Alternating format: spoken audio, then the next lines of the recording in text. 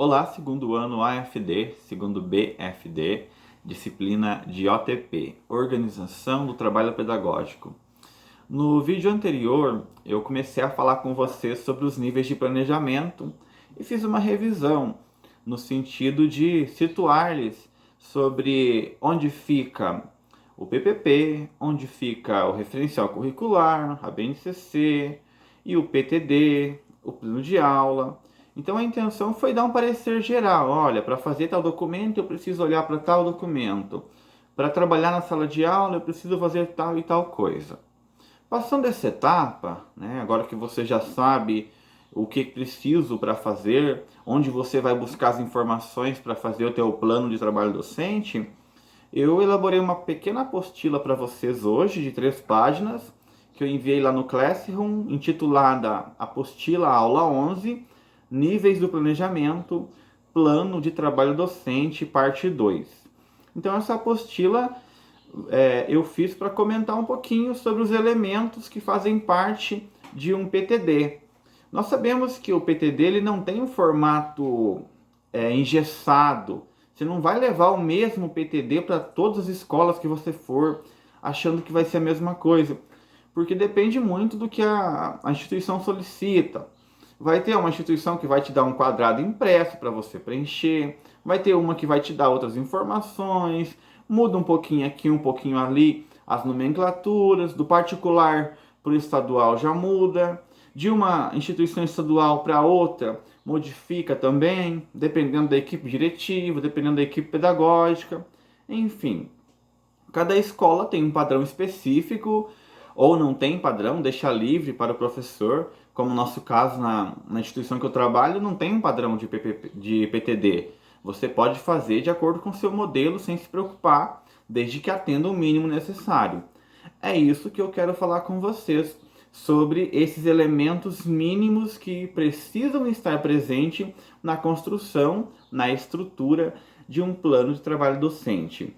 Ali na página 1, tá paginada a apostila, né, como sempre, vem a pergunta, né, o que é um plano de trabalho docente? Se vocês puderem me acompanhar, eu busquei a definição da nossa CED, para não ficar em minhas palavras, sempre eu falo de definições, né? Então, na definição aqui eu coloquei a definição da CED e na hora de falar dos conteúdos eu dei a minha definição. Bom, a definição que eles dão são assim: um documento elaborado pelo professor com a intenção de organizar o ensino e aprendizagem em sala de aula. Ainda que os conteúdos da proposta pedagógica curricular sejam os mesmos para os professores da mesma disciplina da mesma escola, cada professor possui uma maneira de trabalhar. Então, o PTD, traduzindo o que a SED quis nos dizer ali, é a forma do professor mostrar a sua individualidade. Olha, nós temos um conteúdo em comum, eu vou seguir o mesmo conteúdo que está na proposta pedagógica do colégio, mas tem o meu jeito de trabalhar. Os meus métodos de ensino são diferentes, os objetivos que eu tenho são os mesmos seus, mas a forma de eu chegar, de eu atingir esse objetivo é diferente. Então o professor faz esse plano de trabalho docente para mostrar como ele vai avaliar, quais são os objetivos que ele vai ter que praticamente copiar da PPC, quais são os conteúdos de cada nível, ele vai ter que copiar também esses conteúdos e dar a sua identidade, a sua característica, né? E é importante o professor colocar no papel, porque se você não colocar esse planejamento, se você não entregar, primeiro que está no Estatuto do Magistério, se você é professor, você é obrigado a fazer o plano de trabalho docente. Não tem essa opção, eu não quero fazer, não, você é obrigado a fazer. Por quê? Porque ali você vai colocar os seus objetivos, você vai se respaldar ao longo do ano de qualquer problema, de qualquer conteúdo. Se apresentou o teu plano de trabalho para a equipe pedagógica, a equipe pedagógica aprovou, vistou, viu que não tem nenhuma irregularidade ali, nenhum absurdo, ela vai vistar, a equipe pedagógica só vai intervir se for uma coisa que não tem sentido nenhum. O professor colocou uma informação totalmente translocada ali, mas é muito raro acontecer essas coisas. Então vai apresentar o plano, a equipe aprovou teu plano, vistou certinho, você está respaldado, você vai trabalhar de acordo com aquele documento. Por isso que é fundamental.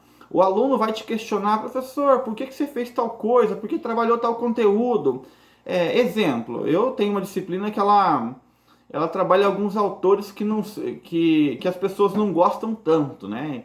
E aí, o que eu faço? Se eu não colocar no projeto, no plano de trabalho docente, o aluno pode pensar que é eu que quero trabalhar aquele autor, que é eu que estou incentivando tal conteúdo.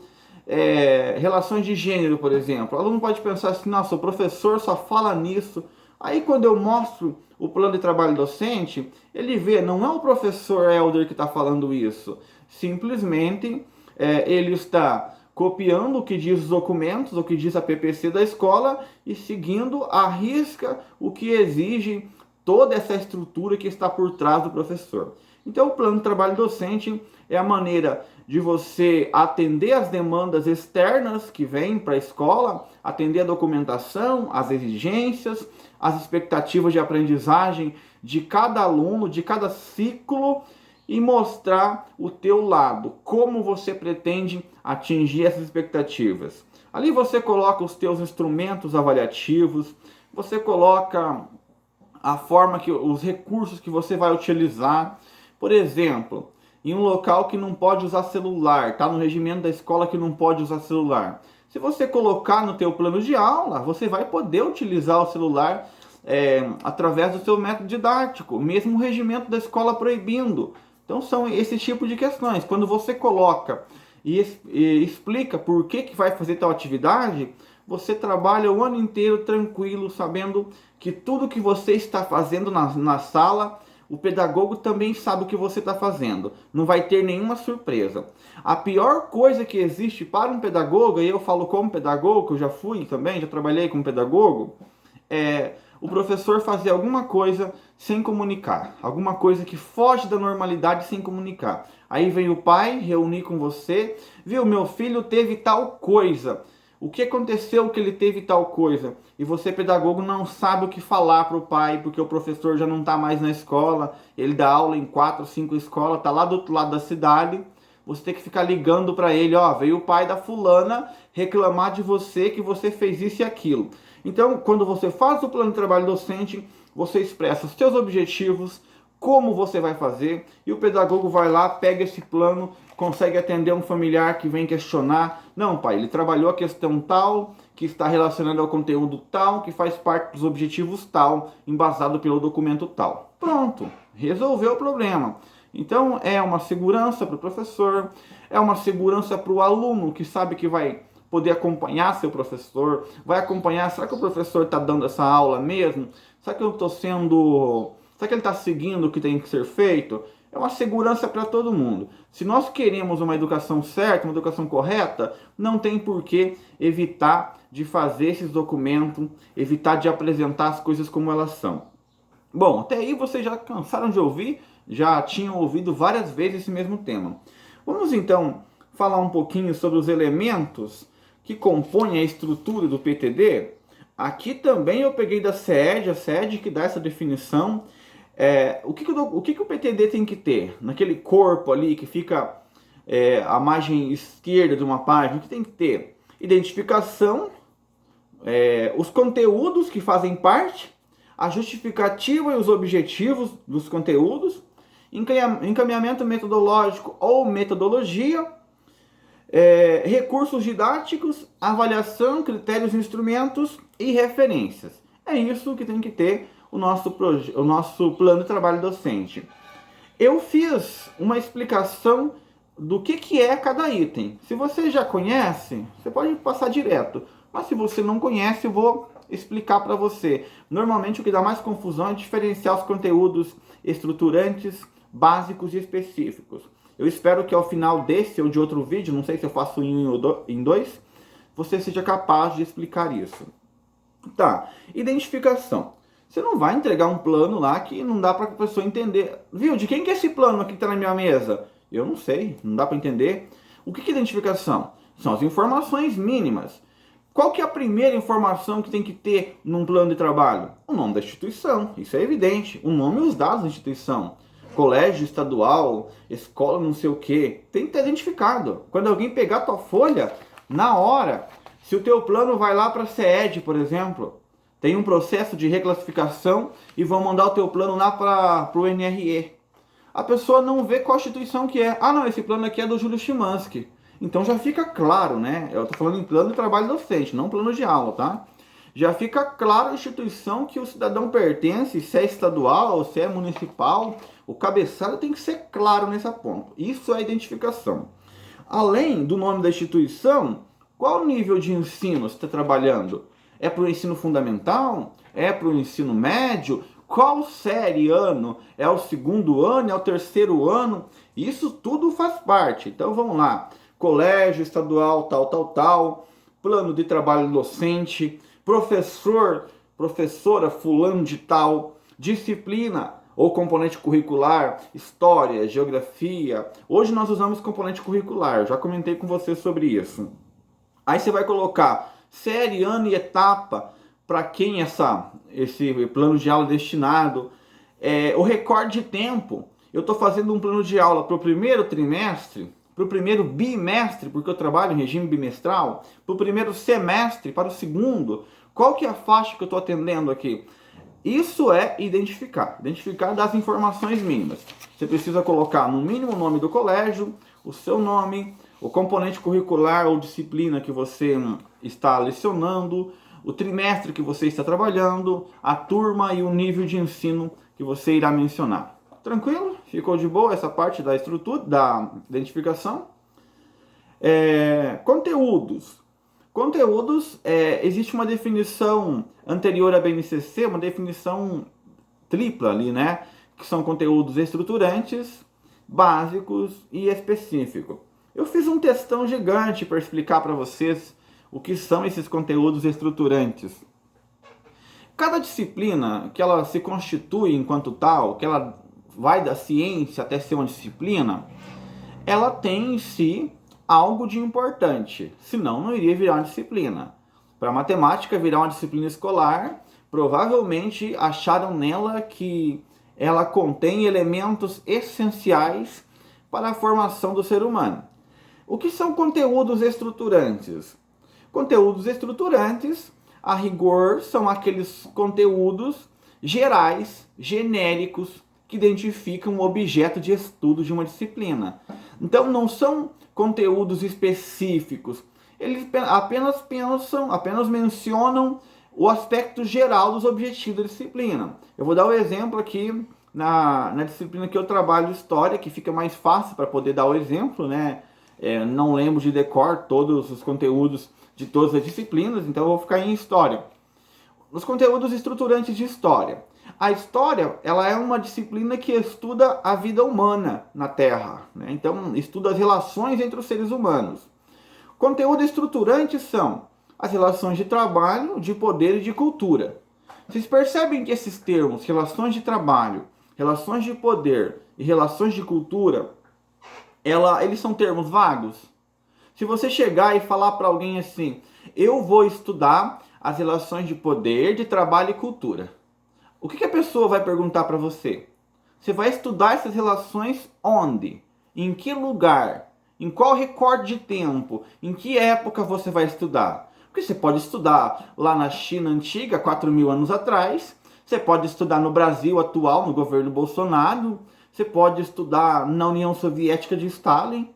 Se você falar que vai estudar poder, trabalho e cultura, não vai significar nada para o teu interlocutor. Ele não vai deduzir nada. Nossa, o que esse louco está estudando? Será que é as ações do Nicolau II? Porque também tem poder, tem trabalho e cultura. Vocês percebem como os conteúdos estruturantes mencionam o que eu vou estudar, mas não delimitam o que eu vou estudar? Ou seja, a estrutura é o poder, o trabalho e a cultura, mas eu não sei como nem onde. Por isso é preciso que outros conteúdos menos gerais especifiquem o conteúdo que eu vou estudar. Conteúdo estruturante, então, apresenta o objeto de estudo de determinada ciência, mas não o delimita nem no tempo, nem no espaço, nem no tema específico. Tranquilo? Deu para entender essa questão do estruturante tranquilamente aí? E o conteúdo básico? O conteúdo básico é uma parte do estruturante. Vamos ficar com história ainda, poder, trabalho e cultura? Eu vou estudar o surgimento, o nascimento da Primeira República no Brasil. Foi o exemplo que eu dei para vocês ali, para vocês entenderem. Também história. Vocês percebem que agora, quando eu for estudar o nascimento da Primeira República no Brasil, eu vou estudar a mesma relação de trabalho, porque as pessoas estão construindo alguma coisa na Primeira República. Eu vou estudar o poder, que tipo de poder que funcionou, quem ganhou poder, quem perdeu, como que foi a derrubada, sei lá, como que a monarquia chegou ao fim. E eu vou estudar a cultura, o que acontecia no país nesse período, qual a produção humana dessa época. Mas agora eu já sei onde eu vou estudar. Se alguém perguntar para mim, aonde você vai estudar relações de poder, trabalho e cultura? No Brasil. Quando? Nos anos em que antecederam a proclamação da República, né?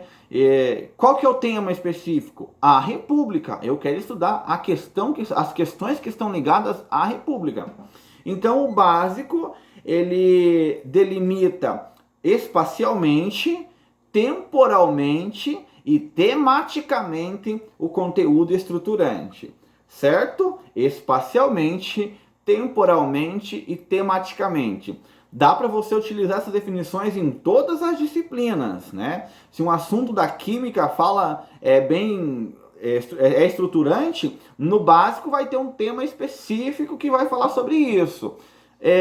Bom, então agora eu já sei que o meu conteúdo básico é o nascimento da Primeira República no Brasil. O que eu preciso saber? Como que eu vou estudar o nascimento da Primeira República? Se eu for estudar isso tudo de uma vez, me vem mil coisas na cabeça. Me vem o que causou o fim da monarquia, o que acontecia nesse período, quais eram os sujeitos históricos que influenciaram, como a igreja teve o papel, qual o papel do exército, qual o papel das revoltas, enfim. Eu vou fazer milhares de perguntas e não vou entender nada. Os assuntos irão devagar ao infinito. É necessário, para eu entender a Primeira República, eu especificar os temas que eu, enquanto professor, considero mais importantes. Por exemplo, no caso da Primeira República, um acontecimento importantíssimo é a abolição da escravidão no Brasil em 1888. Ou então, o descontentamento do exército brasileiro após a Guerra do Paraguai. Ou então, o papel da Igreja Católica no fim da monarquia no Brasil. Esses termos que eu disse para vocês, a abolição da escravidão, descontentamento, papel da mídia, papel da igreja, são chamados de conteúdos específicos. Porque eu peguei um tema geral, Primeira República, e especifiquei alguns elementos que eu preciso entender para ver o que aconteceu ao redor, o que acontecia antes, durante e depois, para chegar nessa definição geral de Primeira República. Então eu posso dizer que o conteúdo específico é uma redução de objeto de estudo para que eu possa compreender as diferentes nuances que constituem um conteúdo básico. Tranquilo essas três definições aí? Eu creio que agora tenha ficado bem mais fácil para você compreender. O vídeo vai ficar longo, mas eu vou tentar fazer um vídeo único, tá? Vamos retomar? O conteúdo estruturante é um conteúdo que define os objetos de estudo de modo genérico, de modo geral, de uma determinada disciplina ou componente curricular.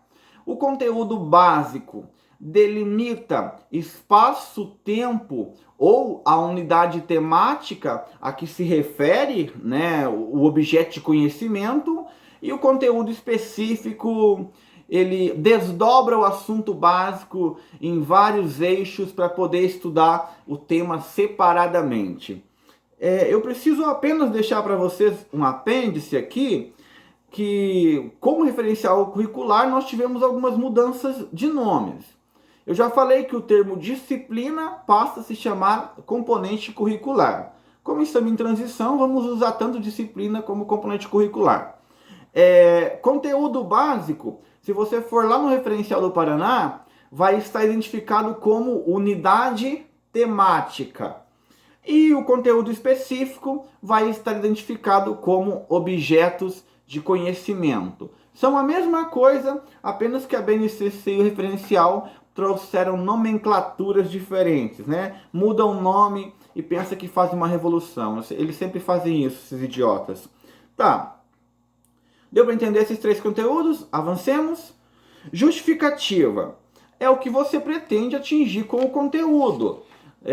Normalmente, essa justificativa, o objetivo, ele já vem delimitado. Nas antigas diretrizes tinha um caderno chamado caderno de expectativa. Você via o que o aluno tinha que aprender durante tal trimestre. E ali você, se eu trabalhar, por exemplo, as leis mendelianas, tinha os objetivos relacionados com as leis mendelianas.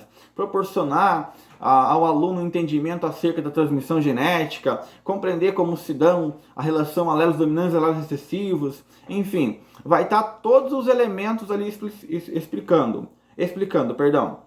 O que é importante você saber é que o teu objetivo tem que ser vinculado com o conteúdo. Não tem como você trabalhar as leis mendelianas como conteúdo específico ali e os teus objetivos de aprendizagem ser a compreensão da área do triângulo equilátero. Não tem nada a ver uma coisa com a outra. O objetivo e conteúdo tem que estar em perfeita consonância. Do mesmo modo que o conteúdo estruturante, o conteúdo básico e o específico, um complementa o outro. O específico está contido no básico, o básico e o específico estão contidos no estruturante, para usar aquela analogia da teoria dos conjuntos em matemática. Bom, encaminhamento metodológico, metodologia. É como você vai dar tua aula através de explicação, através de aulas gravadas. Se eu fosse falar hoje da metodologia de ensino, está sendo elaboração de apostilas e aulas gravadas com possibilidade de Meet, entre outros aspectos. A metodologia é como você vai fazer, que métodos eu vou utilizar para ensinar. Recursos didáticos, vou acelerar aqui que o vídeo ficou longo demais. O que eu vou usar? Vou usar GIS, som, recursos audiovisuais, lousa, cartolina, tudo que você usa. Avaliação. Identificar os instrumentos de avaliação que você vai avaliar. Eu vou avaliar de acordo com o raciocínio do aluno para atingir o objetivo, com o resultado, levando em conta isso, aquilo. Vou utilizar questionário, vou utilizar seminário, vou utilizar... Isso aqui já são os instrumentos, né? Vou utilizar seminário, vou utilizar debates, enfim. E as referências de onde você tirou aquilo que você está falando, de onde você tirou os assuntos que você colocou no seu plano de trabalho docente. Eu creio que tenha sido isso, foi mal pelo tamanho do vídeo, mas foi necessário fazê-lo para diferenciar de vez esses três conteúdos. Qualquer dúvida, me perguntem, tanto via Classroom como no YouTube, como podem solicitar Meet a qualquer momento, conforme já lhes tenho avisado.